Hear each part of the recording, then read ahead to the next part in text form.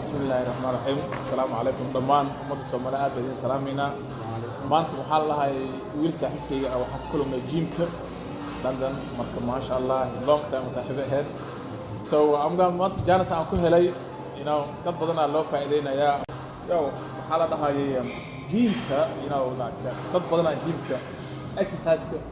waxa la muxuu ku fiican yahay muxuu dadku faa'iideynaa muxuu qofka siinayo no fasiraday بسم الله الرحمن الرحيم وأحاول مقع بسنك اللي قبله يعني مثل لبات مقع يستوي بتكي قاد يقنان أما personal trainer جمعسي معنا جمعسي يعني هاي أما personal trainer قبسي يقال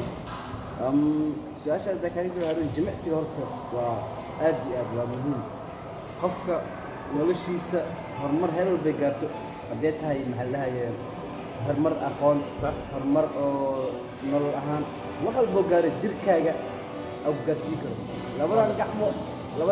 وحال بوجار جركاجا ما تجمعش يعني استغرقات ولا فقط استغرقات ولا مستحيل استغرقات جيهان استغرقات لاتي that's the process of أهان person أهان process to make it مستحيل جيهان هيرسل جركاجا مركا الجمعسي واستغرقات جيهان 47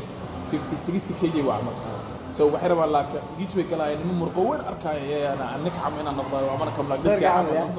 dirga like for example the guys they see like halna 10 years 12 years 9 years so dadka camal ma taqaana xaabal u faa'iido leh dhalinyarada hadda rabaa inay gymka bilaawaan laakiin waxa la ay body builder noqdaan oo jimicsi ku soo biiraan cuntooyin la cunaa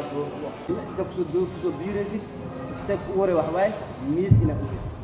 واحد أمر نيكوين هير متجارس واحد بالنوع البيدك إيمان إنه كاسو بقوله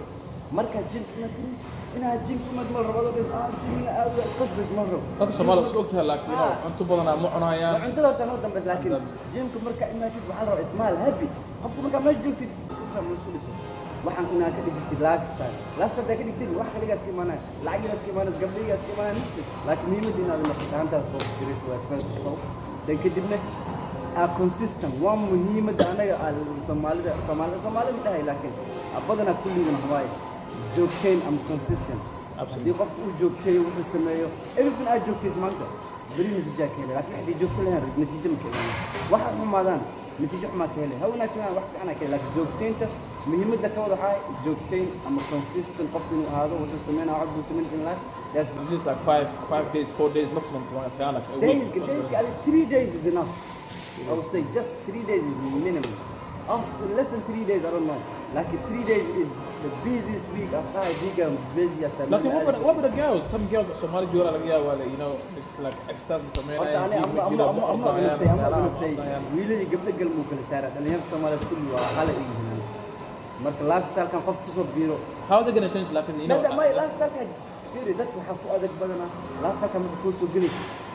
وأذكته. The first couple of months is gonna be the hardest. That kind of